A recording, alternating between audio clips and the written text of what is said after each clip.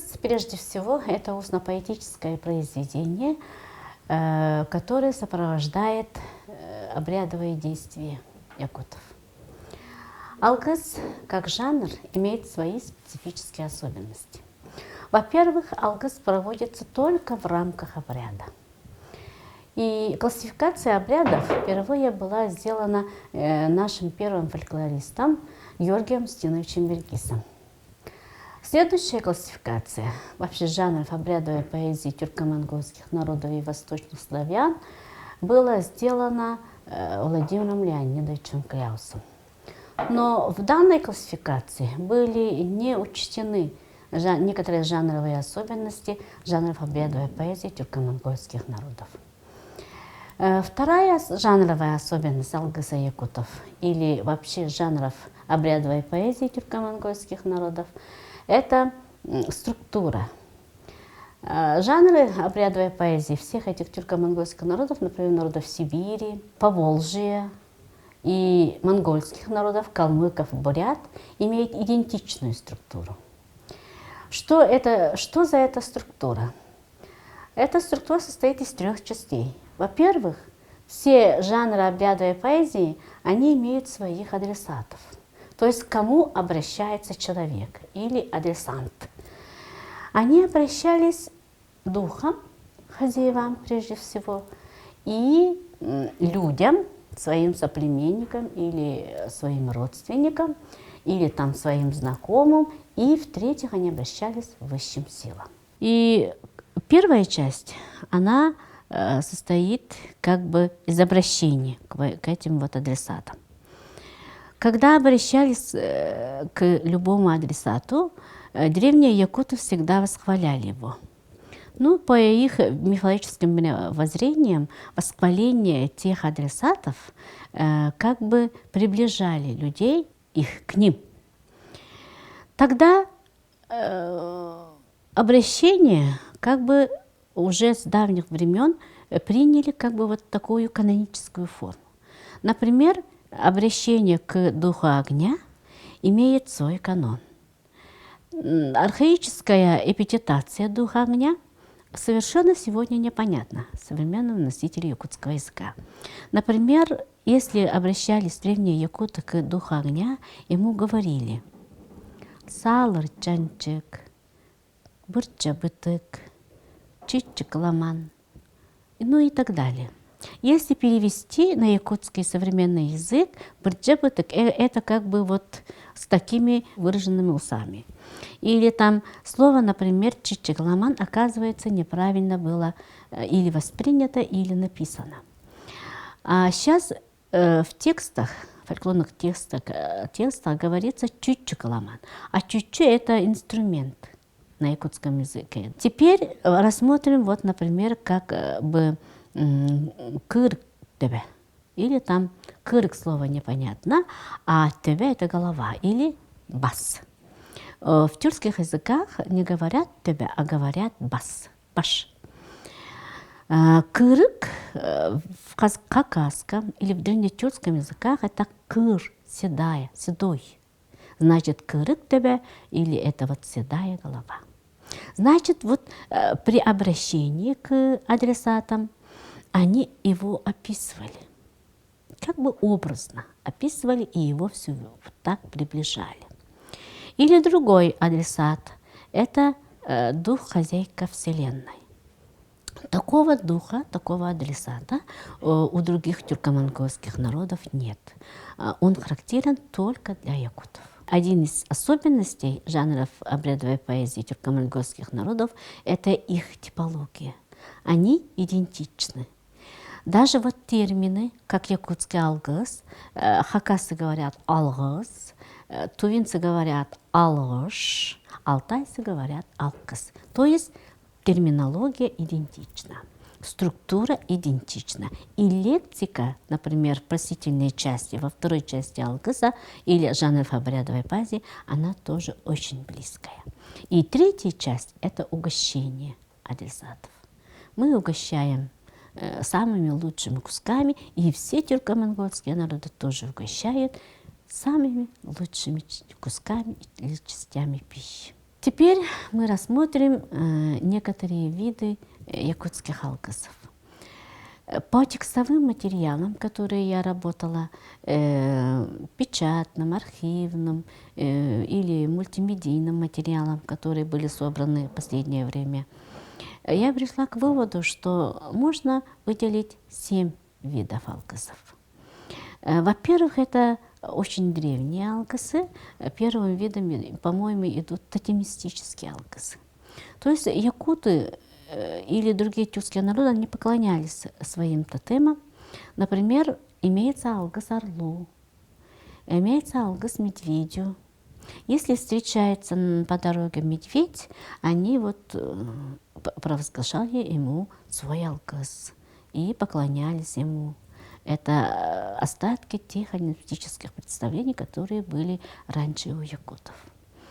Дальше поклонялись ястребу некоторые улусы. Вторым видом я выделяю алгасы исеха. Но эти алгасы, что интересно, на сегодняшний день они возрождены. Они были записаны Яковом Ивановичем Линденау, записаны были Иваном Александровичем Худяковым. Это уже Линденау записал в первой половине XVIII века, а Иван Александрович Худяков написал во второй половине XIX века. Далее были очень хорошие алгасы, напечатания в серии «Якутские народные песни» под руководством Георгия Устиновича Черкиса, который издал Институт языковой литературы в те времена, в советское время. Алгасы исеха сейчас бытуют, можно сказать. Они каждый год нас их от Римада звучат. Но есть некоторые моменты, которые можно было бы и исправить. Потому что в алгасах исеха, как я заметила в текстовых материалах, их немного, но есть. Сначала идут высшие божества, то есть первыми из адресатов называют высших божеств. И не всех. Из высших божеств называют Үрүңартойын, Күнкүбей котун, Компорун котой, Джехегаяи, Сүрдях Сүгатоян и двух богинь Ахтараигыт и Джаниясит. Всех не перечисляют. Затем идут вторая группа адресатов, идет это духи хозяева Срединного мира. Из них почет, конечно, отдается духу хозяйка Вселенной, потом тем духам хозяевам местности, где проводится исех. Что интересно, в третьей части адресатов упоминаются силы Нижнего мира. Один из глав Нижнего мира упоминается Аджарай-Бюга. При этом человек, который проводил алгас, при алгасе он обязательно стоял к востоку, лицом к востоку. А когда он обращался к главе Нижнего мира, он поворачивался к западной стороне.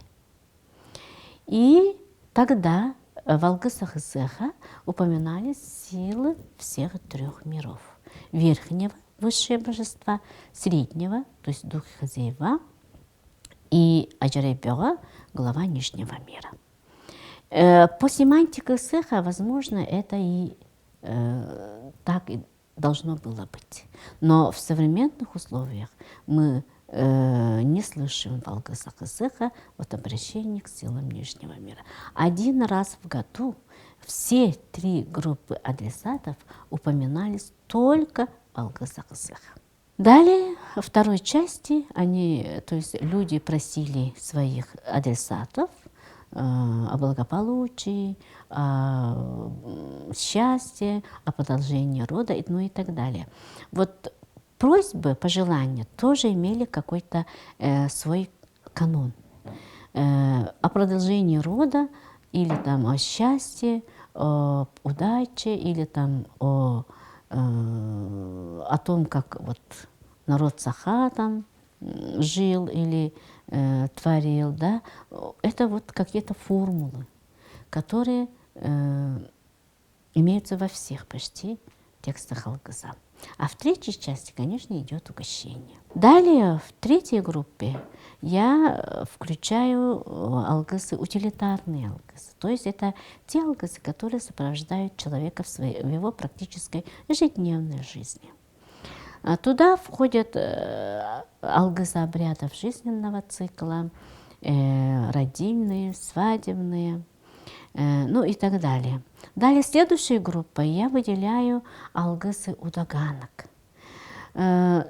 Почему, вы спросите? Потому что алгысы удаганок, они, конечно, в текстовом варианте не записаны нигде. Я нашла их только в текстах Ланхо. Их очень много. Например, недавно была защита Надежды Аросиной от атинской локальной традиции Ланхо. И она тоже выделяет вот образ удаганок, который был характерен для данной локальной традиции. И у меня есть магистрантка Оля Павлова, которая изучает северную региональную традицию Аланхо. И там тоже очень характерен образ удаганок. Далее я выделяю военные алгысы. Военные алгысы были характерны в самое древнее время, когда, возможно, якуты воевали. В историческом понятии есть такое понятие, как кыргызсвета, то есть время войн. И выделяю я последней группой алгысы кузнецов. Почему? Потому что тоже эти алгысы не очень записаны, но они характерны и тоже в текстах Ланхо. Поэтому такие виды алгасов, считаю я, характерны были у древних якутов, но если кто еще, какой-нибудь исследователь, даст опровержение или поделится со мной своими мыслями или своими исследованиями, своими материалами, я буду только рада. Это первая была попытка классификации якутских алгасов. Ну, не считая, конечно, Эргиса. Эргис, он заложил основы этой классификации. На основе данной классификации Георгия Стюнича Эргиса я попробовала вот классифицировать именно те алгасы, которые были характерны и которые были только записаны или имеются в текстах Ланхо.